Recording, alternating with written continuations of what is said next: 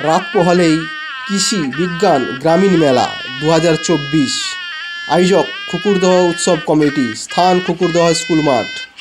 এবছর 26তম বর্ষে পদার্পণ করলো।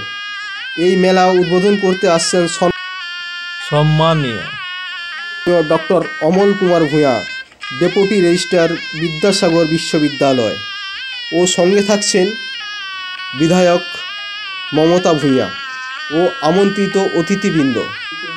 আপনারা দেখছেন STSP নিউজ বাংলা।